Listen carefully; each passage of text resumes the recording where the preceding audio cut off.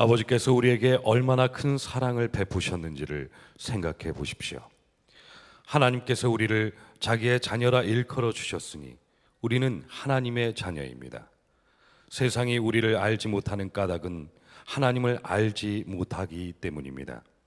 사랑하는 여러분, 이제 우리는 하나님의 자녀입니다. 앞으로 우리가 어떻게 될지는 아직 밝혀지지 않았습니다만 그리스도께서 나타나시면 우리도 그와 같이 될 것임을 압니다. 그때 우리가 그를 참 모습대로 뵙게 될 것이기 때문입니다. 그에게 이런 소망을 두는 사람은 누구나 그가 깨끗하신 것과 같이 자기를 깨끗하게 합니다. 죄를 짓는 사람마다 불법을 행하는 사람입니다. 죄는 곧 불법입니다. 여러분이 아는 대로 그리스도께서는 죄를 없애려고 나타나셨습니다. 그리스도는 죄가 없는 분이십니다. 그러므로 그리스도 안에 머물러 있는 사람마다 죄를 짓지 않습니다. 죄를 짓는 사람마다 그를 보지도 못한 사람이고 알지도 못한 사람입니다. 자녀되니 여러분, 아무에게도 미혹을 당하지 마십시오. 의를 행하는 사람은 하나님이 의로우신 것과 같이 의롭습니다. 죄를 짓는 사람은 악마에게 속해 있습니다. 악마는 처음부터 죄를 짓는 자이기 때문입니다. 하나님의 아들이 나타나신 목적은 악마의 일을 멸하시려는 것입니다. 하나님께서 난 사람은 누구나 죄를 짓지 않습니다. 하나님의 씨가 그 사람 속에 있기 때문입니다. 그는 죄를 지을 수 없습니다. 그가 하나님에게서 났기 때문입니다. 저는 오늘 여러분에게 우리가 쉽게 잘못 가지고 있는 믿음 하나를 바로 잡는 일을 해보고 싶습니다. 여러분은 어떻게 생각하시는지 한번 여러분 자신이 판단해 보시기 바랍니다. 예수님을 믿어도 죄는 짓고 사는 거지, 어쩔 수 없는 거지 뭐, 어떻게 죄 안 짓고 살아, 이렇게 여러분이 생각하시고 계십니까? 아니면 예수님을 믿었으면 죄를 안 짓게 되는 거지, 여러분이 이 두 생각 중에서 어느 쪽이십니까? 아마 여러분들에게도 어떤 나름대로의 가지고 있는 생각이 있으실 겁니다. 예수님을 믿어도 죄를 지을 수밖에 없던 거야, 또는 예수님을 믿었으니 이제 죄를 안 짓게 되는 거지. 대부분 우리 한국의 많은 그리스도인들은 예수님을 믿어도 죄를 지을 거라고 생각을 합니다. 그것은 실제로 자신의 삶을 보고 그렇게 판단하는 거죠. 예수님을 분명히 믿었지만 혈기나 또는 정욕이나 또는 음란함이나 욕심이나 또는 분쟁이나 시기, 질투가 계속 자기 안에 일어나니까 예수를 믿어도 어쩔 수 없이 죄를 짓고 사는 거지. 그래서 우리가 하나님 앞에 와서 이 기도할 때 또 죄 짓고 왔습니다, 또 죄 짓고 왔습니다 하는 기도를 그냥 자연스럽게 하는 겁니다. 또 죄 짓는 줄로 아니까. 근데 여러분, 우리 주님의 관점에서 한번 생각해 보십시오. 우리 주님의 관점에서, 내 입장에서만 보지 말고 주님의 입장에서 예수님을 믿으면 여전히 또 죄를 짓겠지라고 생각하는 게 맞을지, 예수님을 믿었으면 이제는 죄를 안 짓게 된다고 생각하는 게 맞을지, 내 입장에서 보는 것과 주님의 입장에서 보는 게 많이 다릅니다. 우리가 왜 쉽게 죄에 무너지느냐 하면 믿음이 문제가 있기 때문입니다. 예수를 믿어도 또 죄를 짓는 거지 라고 생각하는 사람은 쉽게 죄에 무너집니다. 이미 무너질 준비를 다 하고 있는 거예요. 또 죄를 짓는 거지 뭐. 어느 대학의 중간고사를 치르는데 학생들이 밤새 가면서 시험 준비를 하고 왔는데 교수님이 시험을 며칠 뒤에 미루겠다는 겁니다. 아이들이 막 웅성거리면서 막 짜증도 나고, 아니 이러면 차라리 시험을 처음부터 뒤로 미루지, 밤새도록 공부까지도 했는데. 그래서 어느 한 학생이 일어나서 대표로 교수님에게 항의를 했습니다. 교수님, 진작 그렇게 말씀하시지요. 오늘 시험 보셔야 됩니다. 우리가 어저께 얼마나 열심히 시험 준비를 했는데 이러면 다른 시험에도 차질이 옵니다 하면서 막 항의를 했어요. 그랬더니 교수님께서 그 학생을 똑바로 쳐다보면서 자네 이름이 뭐야? 그러면서 출석표를 이렇게 드시는 거예요. 그냥 이 학생이 갑자기 소리가 확 작아지면서 김철수입니다. 이렇게 그랬더니 출석표를 이렇게 펼쳐보시면서 김철수, 자네는 용감하구만. 그래도 자네의 의견을 당당하게 말할 수 있는 걸 나는 높이 평가해. 자네는 시험 안 봐도 A 학점이네. 이러면서, 그러니까 이 학생이 갑자기 너무너무 당황해하면서, 교수님, 아까는 제가 당황해서 제 이름을 깜빡 잘못 말했습니다. 저는 이영길입니다. 이렇게. 우리가 맨 요런 꼴이라니까. 조금만 내 문제가 좀 어렵게 되면 그냥 거짓말 하게 되고, 조금만 문제가 심각해지면 그만 도망가게 되고, 우리는 정말 죄 짓지 않고 살아야 된다는 것에 대한 의식이 별로 없습니다. 예수를 믿고도. 그러니 참 안타까운 일이죠. 여러분, 우리가 죄에 대해서 자포자기하는 마음이 있어요. 어쩔 수 없이 죄는 지을 거다. 오늘 예배 드리러 여러분 오셨는데 여러분의 마음이 하나님을 향하여 어떻습니까? 하나님, 저 지난 한 주간 동안 정말 승리하고 왔어요. 이런 마음이십니까? 아니면 하나님 또 죄 짓고 왔어요. 무거운 마음이십니까? 왜 우리는 계속 하나님 앞에 나올 때마다, 예배 드릴 때마다 우리 마음이 이렇게 무겁지요? 떳떳하지 못하고 하나님 뵙기가 부끄럽고. 왜 그렇지요? 우리 스스로가, 믿음이 또 죄를 짓는 줄로 생각하고 있기 때문에 그렇습니다. 죄 안 지어야 되겠다는 생각이 분명치가 않은 거죠. 털어서 먼지 안 나는 사람 어디 있겠어요? 그죠? 마음으로 짓는 죄 어쩔 수 없지요. 그죠? 큰 죄는 안 지어도 작은 죄는 어쩔 수 없이 짓고 사는 거지요. 이렇게 생각을 하니까 우리가 죄 문제에 대해서 극복이 안 되는 겁니다. 근데 여러분 명심해야 됩니다. 예수 믿는 사람들은 죄 안 짓게 되어 있습니다. 그것이 하나님의 약속이에요. 9절 말씀을 한번 보실까요? 하나님에게서 난 사람은 누구나 죄를 짓지 않습니다. 하나님의 씨가 그 사람 속에 있기 때문입니다. 그는 죄를 지을 수 없습니다. 그가 하나님에게서 났기 때문입니다. 여러분 분명히 보셨지요? 분명히 하나님의 말씀 속에 하나님으로부터 난 사람은 죄를 짓지 않는다고 나오잖아요. 그러니까 우리가 믿음을 가질 때 내 경험에 비추어서 믿는 게 아니고 하나님의 말씀을 믿는 거잖아요. 그러므로 여러분들이 믿음은 바로 가지셔야 합니다. 예수를 믿으면 죄를 짓지 않게 돼 있는 거구나. 우리가 십자가의 복음을 오해할 때가 있습니다. 예수님께서 우리 모든 죄를 다 짊어지시고 십자가에 죽으셨기에 우리 죄는 다 용서받았습니다. 우리는 다 깨끗해졌습니다. 의로워졌습니다. 하나님의 자녀가 되었습니다. 자, 이런 놀라운 십자가의 복음을 하나님이 우리에게 주신 것은 이제 마음 놓고 죄 지으라고 주신 거죠.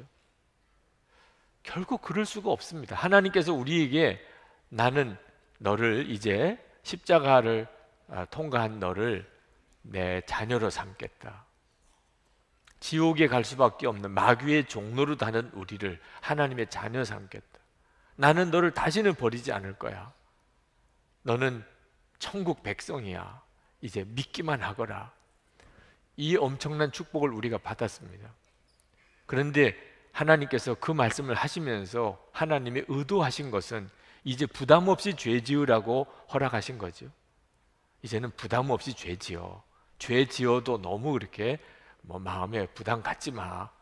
너 하나님 자녀가 됐잖아. 믿기만 해. 그럴 리가 없죠. 여러분 부모가 자녀들에게 나는 너희를 무슨 일이 있어도 사랑한다.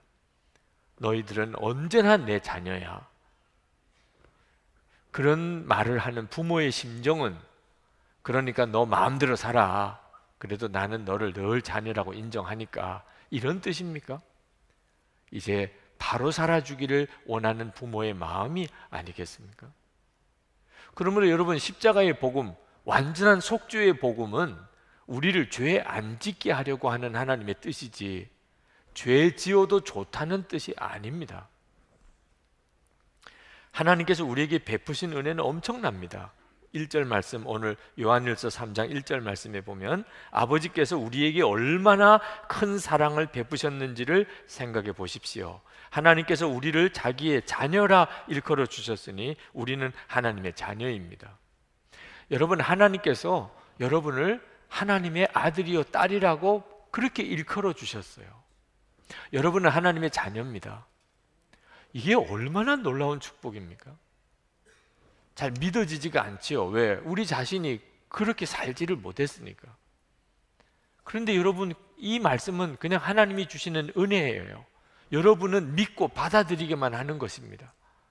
자격이 없는 자가 엄청난 사랑을 받았으니 그걸 은혜라고 하는 겁니다. 여러분이 자격이 없다는 건 문제가 안 됩니다. 은혜니까요. 근데 문제는 믿지도 않아요. 여러분이 진짜 직장에 갔을 때, 여러분이 시장에 갔을 때 여러분 스스로가 나는 하나님의 아들이야, 하나님의 딸이야, 이런 생각 해보셨습니까? 여러분, 물건 하나 사고 팔 때도 나는 하나님의 아들이야, 나는 하나님의 딸이야.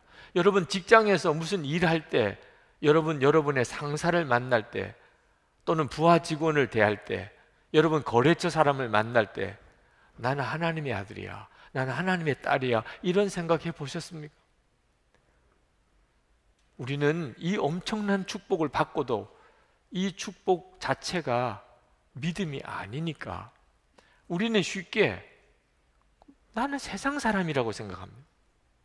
세상은 다 그렇게 사니까.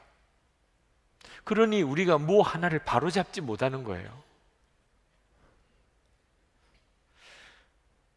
하나님께서 우리에게 하나님의 자녀라고 불러주신 것은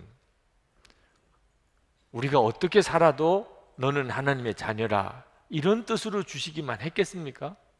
하나님의 자녀답게 살라는 뜻을 가지고 주신 거 아니겠어요? 너 하나님의 자녀야, 그러니 이제부터 하나님의 자녀라고 하는 생각을 하고 살으라. 말 한마디를 해도 너는 하나님의 자녀야, 이렇게 하라고 주신 거죠.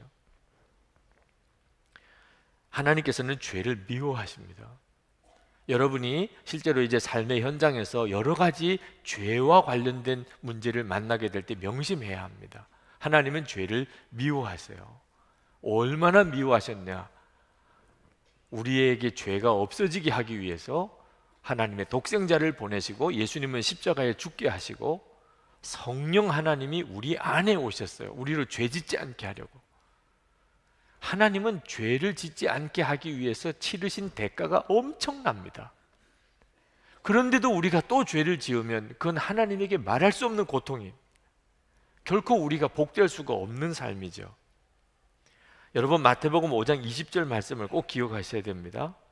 내가 너에게 이르노니 너희 의가 서기관과 바리새인보다 더 낫지 못하면 결코 천국에 들어가지 못하리라. 여러분이 서기관과 바리새인이라는 말은 당대에 하나님의 말씀을 가장 많이 알고 하나님의 말씀대로 살려고 애를 썼던 사람의 대표하는 사람들입니다. 서기관, 늘 성경을 이렇게 기록하고 그리고 이렇게 옮겨 쓰는 사람. 요즘처럼 인쇄술이 발달됐던 때가 아니니까. 그리고 성경을 가르치는 사람. 바리새인, 1.1획도 어김없이 하나님의 말씀대로 살아보려고 애를 썼던 사람. 물론 그들이 좀 외식주의자들이었기 때문에 문제지만 하여튼 겉으로는 철저하게 하나님 말씀대로 살려고 했던 사람들. 그 사람들보다 더 의로워야 천국에 들어간다.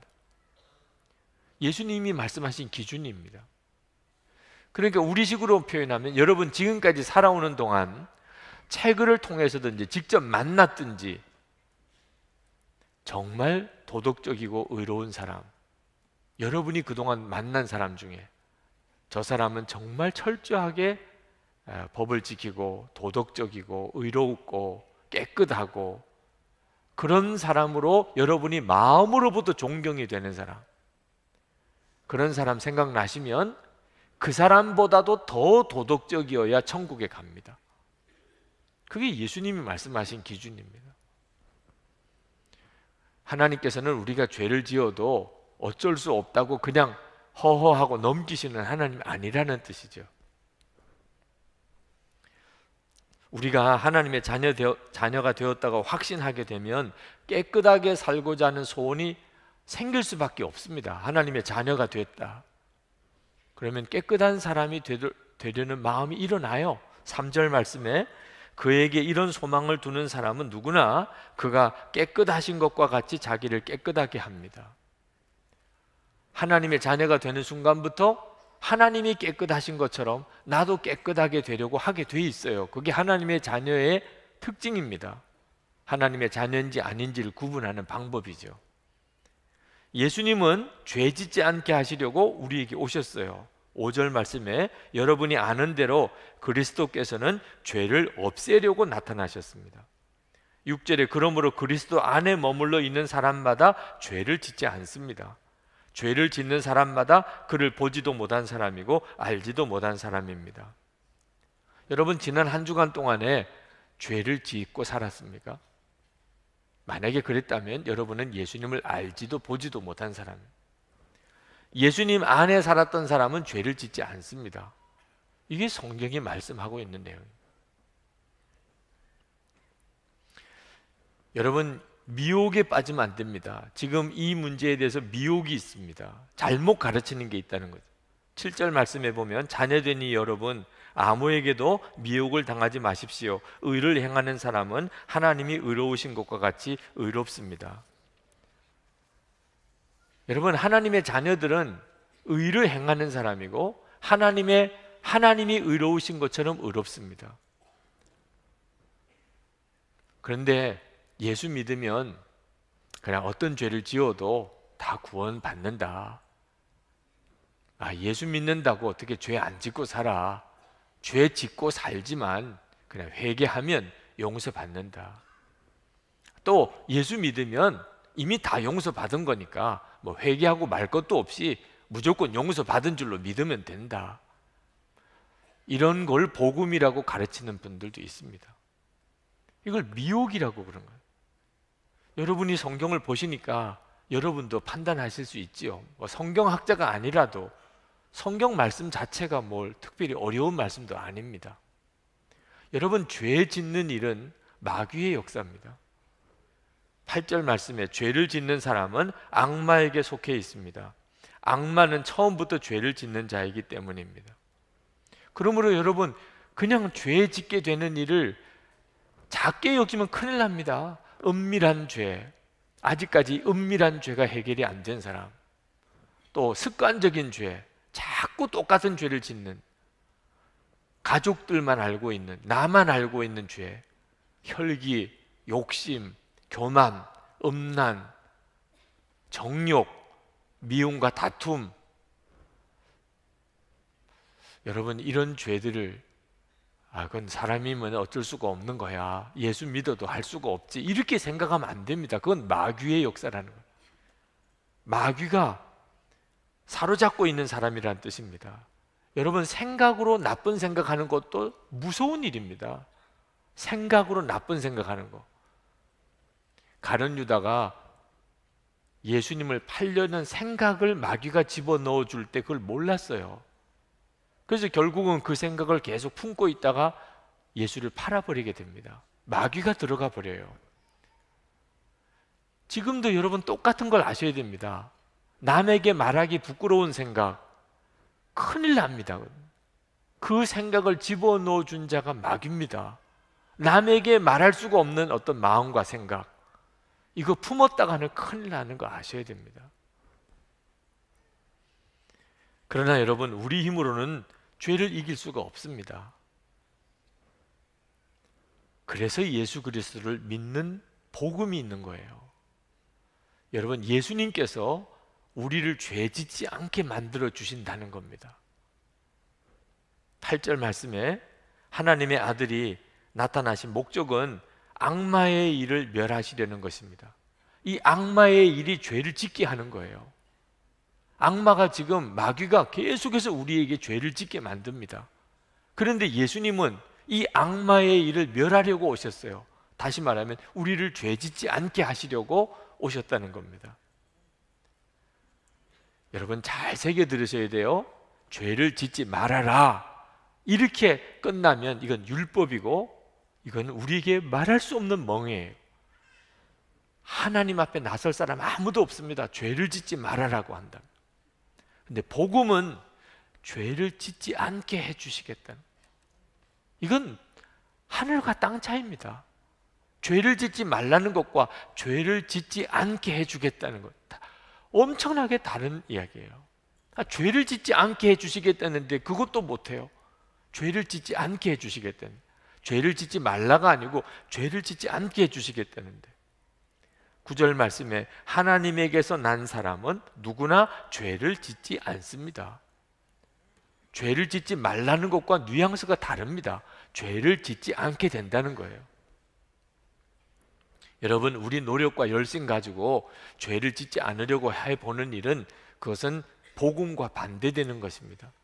그리고 되지도 않습니다. 만약에 그렇게 해서 죄를 짓지 않게 된다면 예수님의 십자가가 있을 필요도 없죠. 우리가 할 수 있는 일은 예수님을 믿는 것뿐입니다. 예수님을 믿는다. 그런데 예수님을 믿었는데 죄를 짓지 않게 됐어요. 그러니까 이 복음의 능력이죠. 예수 믿는 건 엄청난 축복이고 엄청난 능력이죠. 여러분이 그 경험을 정말 하셔야 하는 것입니다. 그때부터 여러분은 증인이 됩니다. 그리고 전도자가 됩니다. 죄 짓지 않게 하는 이 엄청난 능력 말이에요. 크리스티 킴 선교사님, 우리 교회에 오셔서도 말씀을 전하신 적이 있는데, 그 선교사님이 어려서 굉장한 마음의 상처가 심했는데 대학생이 되어서 완전히 춤바람이 났습니다. 그때 당시에 유행하던 춤이 디스코 춤이었는데 그냥 계속 춤추러 다니고 모든 삶의 스트레스는 춤으로 다 풀었습니다. 그런데 이분이, 예수님께서 그 선교사님에게 찾아오셨어요. 주님을 인격적으로 만났습니다. 예수님께서 그 선교사님의 어린 시절의 마음의 상처들, 쓴뿌리들을 다 보혈로 씻어 치유해 주셨어요. 예수님 안에서 완전히 사람이 거듭났습니다. 그리고 일어난 변화가 춤이 싫어진 겁니다. 더 이상 막 춤추고 싶지가 않더래요. 춤추기 싫은데 뭘 또 춰요? 선교사님이 되고 난 다음에 선교사님이니까 춤을 추지 말아야 된다. 춤을 추고 싶은데 선교사니까 춤을 추지 말아야 된다. 그러면 선교사 하는 일이 정말 곤혹이죠. 하지 말아야 되기 때문에 안 해야 되는 일이라면. 그런데 춤추고 싶은 마음이 없어요. 거기에 막 매여서 이렇게 춤추러 돌아다니는 이런 마음이 다 없어졌어요. 돈 주고 추라고 그래도 추기 싫어요. 그러면 된 거죠 뭐. 예수 그리스도 안에서 우리 안에 이런 엄청난 놀라운 변화가 일어나는 거죠. 야, 정말 그런 일이 내게 일어날까? 나는 늘 이런 문제가 넘어지고 저런 문제 때문에 부끄럽고 그렇게 살았는데 정말 내게도 그런 변화가 일어날까? 물론입니다. 지금은 여러분이 좀 믿어지지 않을지도 몰라요. 여러분의 마음의 생각이 오늘 이렇게 바뀌는 일이 이 짧은 한 30분밖에 안 되는 설교 시간에 될까? 예수 믿어도 죄는 지을 수밖에 없는 거지. 아니야, 예수 믿으면 죄 안 짓게 돼. 이 생각의 변화가 이 30분에 일어날 수 있을까? 성령께서 정말 역사하셔야만 될 일이겠죠. 그런데 여러분, 이제 여러분 안에 성령께서 예수 믿으면 죄 안 짓게 돼. 죄 안 짓는 사람이 되어버려. 죄 짓기 싫은 사람이 되어버려. 그 이유를 말씀하고 계세요. 이 본문 속에. 그것이 바로 우리 속에 하나님의 씨가 심겨졌다는 겁니다. 9절 말씀을 보실까요? 하나님의 씨가 그 사람 속에 있기 때문입니다. 여러분, 우리가 예수를 믿었다는 것은 엄청난 일이에요. 사람들의 눈에는 그 엄청난 게 보이지가 않으니까 예수 믿는 사람, 예수 안 믿는 사람 뭐 별 차이가 없어 보이지만 하나님의 눈에는 완전히 다릅니다. 하나님이 보시는 눈에는 예수 믿는 사람과 예수 안 믿는 사람이, 이건 비교가 안 될 정도 차이가 있는데 무슨 차이지요? 하나님을 믿는 사람 안에는 하나님의 씨가 그 속에 심겨졌어요. 하나님의 씨가. 하나님의 씨라는 말은 하나님입니다. 하나님. 성령 하나님이세요. 우리가 예수를 믿으면 그냥 교회만 다니는 것, 그리고 교인으로 등록받는 것만 아닙니다. 하나님의 씨, 성령 하나님이 우리 안에 오세요. 우리 눈에는 보이지가 않지만 하나님의 눈에는 보입니다. 성령 하나님이 그 마음의 중심에 계신 사람과 안 계신 사람은 이건 엄청난 차이입니다. 하나님의 씨가 우리 속에 들어왔기 때문에 비로소 우리는 육신대로 못 살아요. 하나님의 씨가 우리 속에 있다는 사실을 여러분이 명심해야 됩니다. 목사님, 저는 하나님의 씨가 제 안에 있다는 게 믿어지지가 않습니다. 뭐 특별한 은혜가 있는 것도 아니고 특별한 체험도 하지도 않았고 특별한 간증도 없습니다. 그러신 분이 혹시 이 자리에 계시면 다시 한번 제가 물어보고 싶어요. 여러분 예수 믿으시고 여러분의 죄가 다 사함받고 여러분은 하나님의 자녀가 되었다는 믿음이 겨자씨만한 믿음이라도 있습니까? 있으시면 아멘 해보세요. 그렇다면 여러분, 지옥 갈 수밖에 없는 자가, 마귀 종로로 닫은 자가 모든 죄가 사함받고 하나님의 자녀가 되는 권세를 받은 이 엄청난 축복보다 더 큰 간증, 더 큰 체험이 도대체 어디 있어요? 우리가 이 세상 사는 동안에 하나님이 여러 가지 은혜와 축복을 받겠지만 지옥 갈 수밖에 없는 내가 하나님의 자녀가 되는 이 엄청난 축복을 받은 것보다 비교할 수 있는 그런 축복이 뭐가 또 있어요? 충분하지요. 이미 다 받았지요. 내가 예수 믿고 내 죄가 사함 받았고 하나님의 자녀가 되었다는 믿음이 내 마음속에 있다. 하나님의 씨가 여러분 속에 있으니까, 성령 하나님께서 여러분 안에 임하셨으니까 여러분에게 그 믿음이 생긴 거잖아요. 여러분 오늘 예배 드리는 거 보세요. 여러분이 오늘 이 예배당에 나와 앉아 있지만 솔직히 지난 주간에 이렇게 예배 드릴 사람이라고는 도무지 정말 이해가 안 되고 상상도 안 될 정도로 부끄러운 장소에서 부끄러운 일을 했던 사람도 있을 거예요. 정말 믿어지지 않는 삶을 사는, 오늘 교회 와서 예배는 드리지만 실제로 한 주간 동안에 집에서, 가정, 또 직장에서, 또 세상에서 이렇게 살면서 별의별 더러운 죄, 부끄러운 짓을 하고 살았던 분도 있을 거예요. 그게 우리 믿음을 무너뜨리는 거죠. 그걸 육신이라고 하는 겁니다. 우리가 육신을 가지고 있으니까 육신을 통해서 별의별 부끄러운 일도, 부끄러운 행동도 하게 돼요. 우리 속에 끊임없이 그런 역사를 죄의 역사를 경험하는 거죠. 그러나 또 그걸 뒤집어서 이야기하면 여러분 지난 한 주간 동안에 여러분의 살았던 일, 만났던 사람, 말했던 말과 행동, 그걸 다 아는 사람인 오늘 여러분이 교회에 나와 앉아서 예배 드리는 거 보고 기절초풍할 사람도 있잖아요. 어떻게 저 사람이 일요일에 교회 가서 예배 드리지? 아니 그 사람이 맞아? 이렇게 할 사람도 있잖아요. 여러분 이게 도대체 또 뭐예요? 어떻게 이렇게 그렇게 살았던 그 사람이 어떻게 그 교회에 나와 예배 드릴 생각을 하셨습니까? 무엇이 도대체 여러분을 여기까지 오게 했어요? 우리 속에, 육신 속에 하나님의 씨가 들어와서 나로 하여금 하나님께 예배 드리러 가야 되겠다는 마음을 여러분이 실제로 느끼고 있지 않으세요? 우리의 문제가 뭐지요? 나는 그동안에 육신을 너무 크게 보고 있는 겁니다.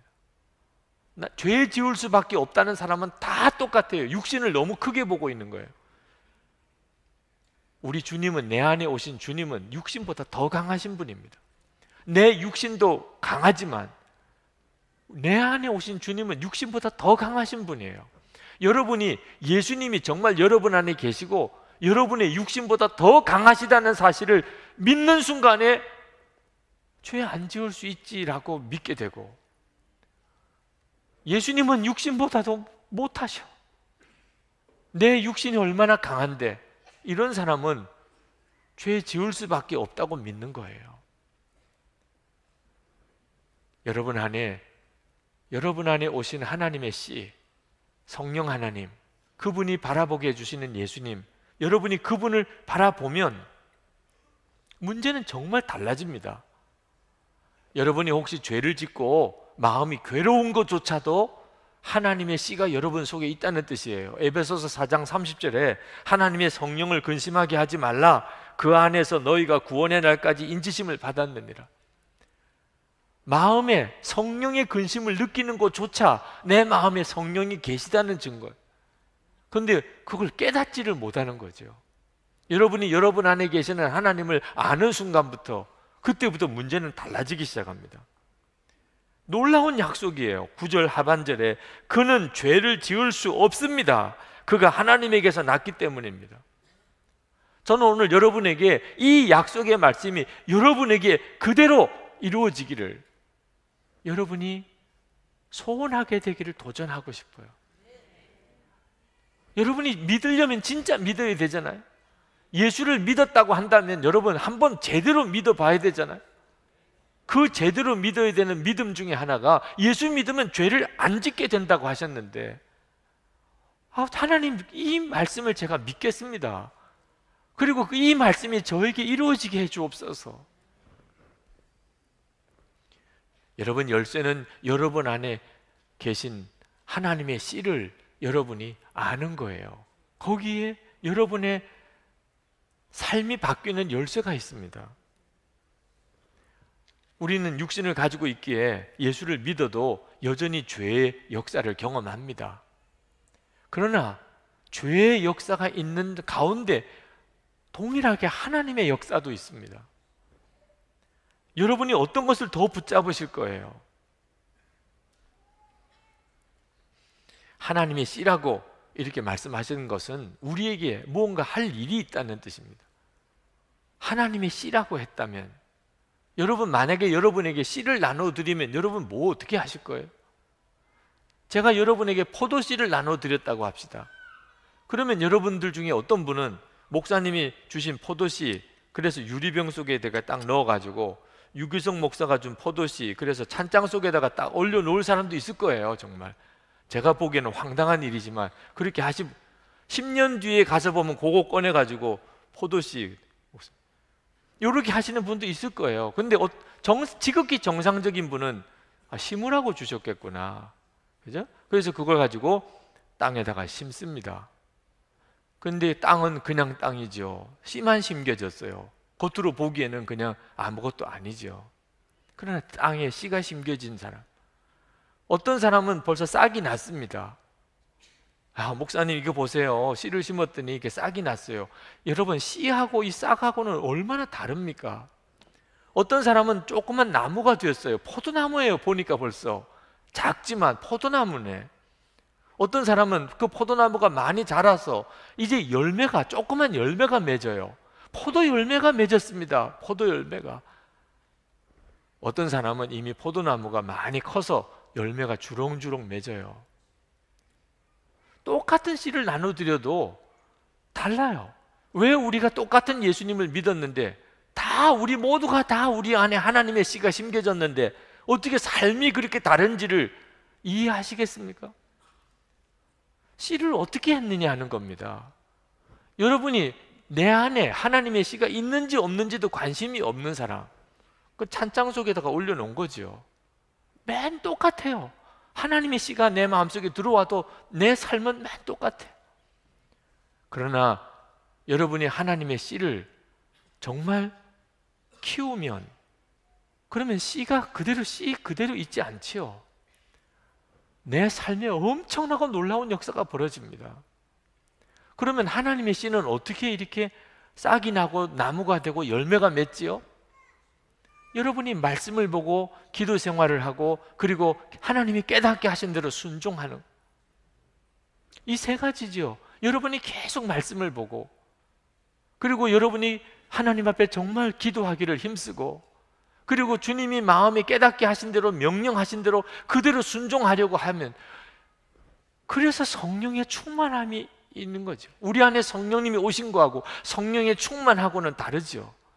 성령의 충만하면 성령의 열매가 맺어지죠. 하나님이 계획하신 것이에요. 요한복음 15장 4절에서 6절까지 제가 말씀을 읽어드리겠습니다. 내 안에 거하라. 나도 너희 안에 거하리라. 가지가 포도나무에 붙어 있지 아니하면 스스로 열매를 맺을 수 없음 같이 너희도 내 안에 있지 아니하면 그러하리라. 나는 포도나무요 너희는 가지라. 그가 내 안에 내가 그 안에 거하면 사람이 열매를 많이 맺나니 나를 떠나서는 너희가 아무것도 할 수 없습니다. 사람이 내 안에 거하지 아니하면 가지처럼 밖에 버려져 마르나니 사람들이 그것을 모아다가 불에 던져 사르느니라. 여러분, 예수님을 믿어도 예수님께서 어떻게 믿으라고 하셨죠? 예수님 안에 거하고 예수님이 우리 안에 거하시고, 그렇지 않으면 아무것도 열매도 맺어지지 않는다는 거예요. 이미 우리 안에는 엄청난 축복이 임했습니다. 하나님의 씨, 성령 하나님이 우리 안에 오셨어요. 그 성령 하나님은 우리에게 계속 예수님을 바라보게 해주십니다. 그래서 24시간 주님을 바라보시라는 거예요. 24시간 주님을 바라보시고 살아보십시오. 여러분 안에 무슨 변화가 일어나는지를, 죄를 지을 수가 없게 된다니까. 내게 하나님의 씨가 심겨져 있구나. 여러분이 이 사실을 정말 알고, 그리고 이 사실을 감사하고 그 사실을 믿고, 그리고 그렇게 기대하며 나가 보십시오. 나는 죽고 예수로 삽니다. 여러분이 선언하고 계속 나가 보십시오. 갈라디아서 2장 20절에 사도 바울이 내가 그리스도와 함께 십자가에 못 박혔나니 그런즉 이제는 내가 사는 것이 아니요 오직 내 안에 그리스도께서 사시는 것이라. 이제는 내가 육체 가운데 사는 것은 나를 사랑하사 나를 위하여 자기 자신을 버리신 하나님의 아들을 믿는 믿음 안에서 사는 것이라. 사도 바울은 어떻게 하나님의 씨가 열매가 됐습니까? 내가 죽었다고 고백하는, 내가 죽었다고. 내 안에 하나님의 생명이 오셨어요. 두 생명이 어떻게 내 속에 있겠어요? 그러니 사도 바울은 나는 그리스도와 함께 십자가에 못 박혔다고, 이제는 내가 사는 것이 아니라고, 나는 이제 예수님을 믿는 믿음으로 사는 것이라고. 그렇게 해서 사도 바울의 삶 속에 그렇게 역사가 일어난 거잖아요. 우리가 그렇게 못합니까? 그게 그렇게 어렵습니까? 예수님은 나의 왕이시라고, 예수님 한 분이면 충분하다고 그렇게 고백하고 나가 보시라는 거예요. 여러분, 용서받은 축복만 귀하게 여기면 안 됩니다. 반드시 거기서 더 나아가야 돼요. 주님이 나를 통하여 내 삶을 완전히 바꾸어서 이제는 정말 죄를 지을 수 없는 사람이 되도록 그렇게 만들어 가시는 단계로 가야 합니다. 우리 주님 다시 오실 때가 우리에게 다 이제 주어집니다. 그 날이 언제일지는 모르지만 여러분, 지금 준비 안 되면 이 모습 그대로 주님 만납니다. 지금 여러분의 사는 모습 그대로 주님을 만나요.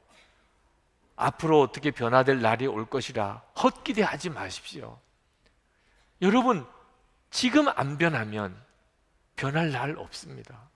이미 예수님 영접했는데 아직도 이 삶이 안 변하면 가능성 없어요. 2절 말씀을 한번 보겠습니다. 사랑하는 여러분, 이제 우리는 하나님의 자녀입니다. 앞으로 우리가 어떻게 될는지는 아직 밝혀지지 않았습니다만 그리스도께서 나타나시면 우리도 그와 같이 될 것임을 압니다. 그때 우리가 그를 참모습대로 뵙게 될 것이기 때문입니다.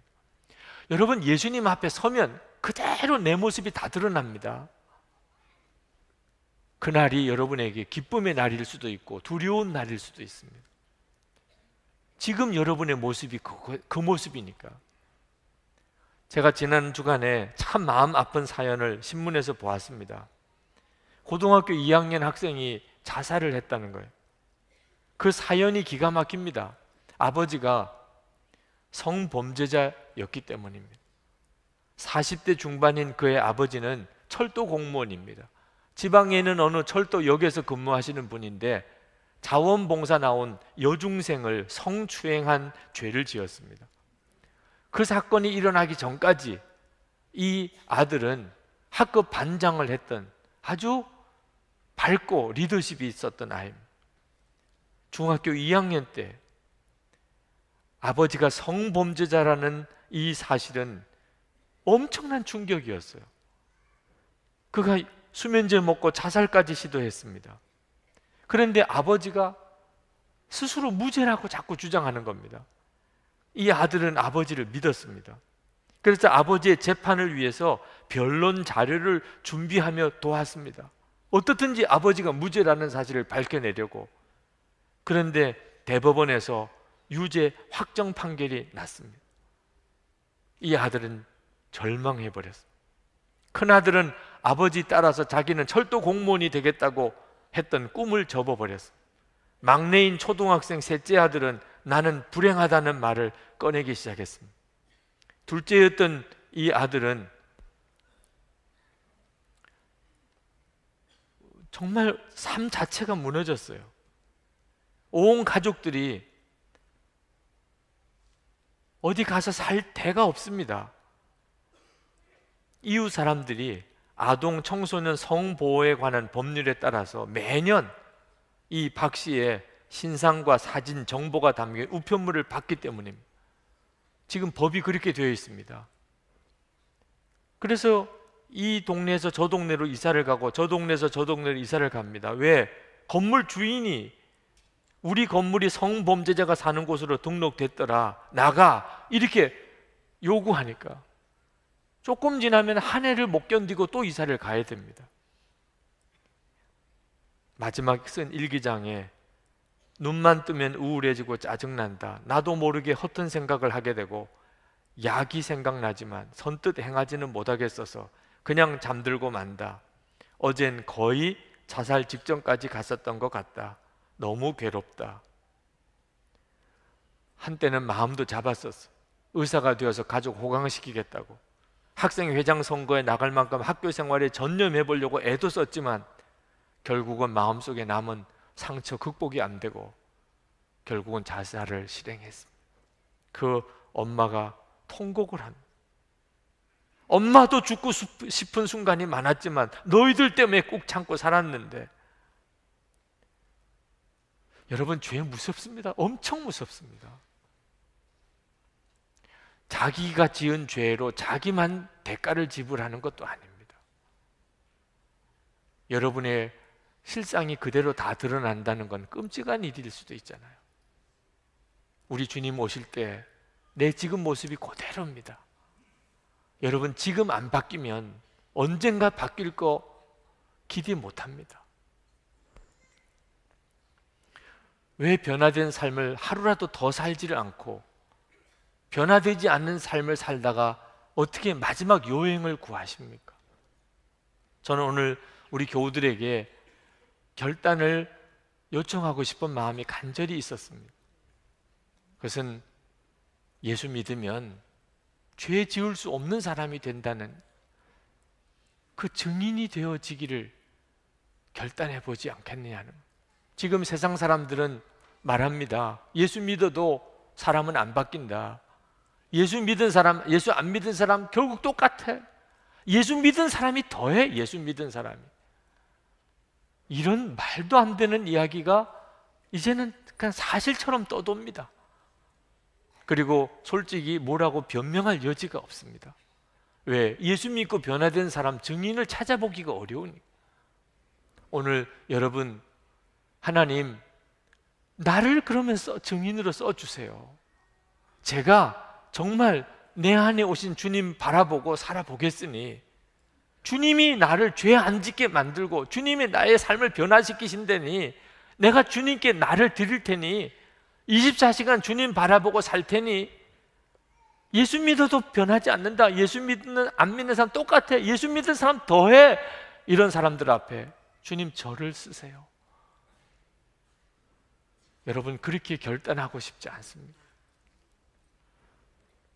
우리가 정말 그걸 원하면, 그렇게 되기를 진정으로 갈망하면 하나님의 말씀이시지 않습니까? 하나님이 거짓말 하신 분이시겠습니까? 우리 이 시간 기도하실 때 여러분 정말 주님 나를 증인 삼으세요. 예수 믿으면 사람 변한다. 예수 믿는 사람은 죄 안 지어. 주님 나를 쓰세요. 그렇게 주님께 여러분 자신을 정말 드리고 그렇게 쓰임 받기를 갈망하시는 분들은 일어나서 기도합시다. 이 시간 주님 저를 증인 삼아 주세요. 지금 우리 한국 교회가 그리스도인들이 말할 수 없는 수모를 겪고 있습니다. 주님 저를 증인 삼아서 예수 믿는 사람, 죄 안 짓는 사람, 주님 제가 그렇게 증인으로 서기 원합니다. 제게 역사해 주세요. 주님 바라보고 살겠습니다. 통성으로 기도하겠습니다.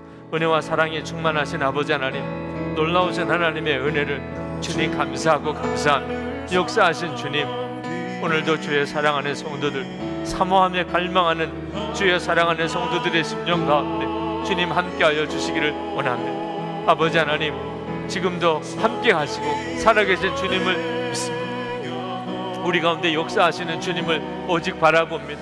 아버지 하나님, 사랑하는 모든 성도들의 심령 가운데 주님 임하여 주소서. 말씀을 주셨으니 성령의 역사로 주님 주를 바라보는 눈을 열어 주옵소서. 이미 하나님의 씨를 심어 주셨습니다. 주님, 우리는 주님을 떠나서 살 수가 없습니다. 주님을 버리고 살 수가 없습니다. 하나님, 이미 우리는 주님께 붙잡힌 자가 되었습니다. 아버지 하나님, 더 역사해 주소서. 주님, 더 역사해 주소서. 육신대로 살지 아니하고 하나님 세상 풍제대로 살지 않고 하나님 기뻐하는 뜻대로 사는 역사가 일어나게 하소서. 하나님, 저를 증인 삼으소서. 하나님, 살아계심의 증인을 삼으소서. 예수 믿으면 사람 변하는 증인이 되기를 원합니다. 주님, 역사해 주시기를 원합니다. 하나님, 오늘도 사랑하는 성도들 주님 축복하소서. 주님의 손으로 안수하여 주소서. 기름 부어 주소서. 하나님, 아버지 하나님 영광 받으시고 주님이 역사하심에 놀라운 하나님 열매를 주여 허락해 주소서. 감사합니다. 주님 찬양합니다. 아버지 하나님, 말도 안 되는 일이 사실처럼 진리처럼 주님 말해지고 있습니다. 예수 믿어도 정말 소용없는 겁니까? 예수 믿는 사람, 예수 안 믿는 사람 다를 게 없는 겁니까? 예수 믿는 사람 더하다, 정말 이런 말 듣고 살아야 하는 것입니까? 주님, 절대로 그렇지 않다고 믿습니다. 주님의 약속은 변함이 없는 약속, 주님의 말씀은 반드시 이루어지는 것을 믿습니다. 주님, 오늘 분명히 저희들이 보았습니다. 하나님께로 난 자는 죄 짓지 않는다는 사실, 죄를 지을 수 없다는 사실을 보았습니다. 우리 안에 하나님의 씨가 있습니다. 하나님, 저희들은 하나님 떠나 살 수가 없습니다. 우리가 무슨 일이 있어도 예수님 부인할 수가 없습니다. 이미 우리는 하나님에게 사로잡힌 자입니다. 아버지 하나님, 그러나 하나님 육신에 매여 산 때가 많았습니다. 하나님, 이 시간 저희들이 주님을 바라봅니다. 오직 주 예수님만 바라봅니다. 저희들을 증인 삼아 주소서. 예수 그리스도 안에 있으면 죄 짓지 않는 것, 예수 그리스도 안에 있는 자는 삶이 완전히 변하는, 주님 저희를 증인 삼으소서. 그래서 사람들에게 보이소서.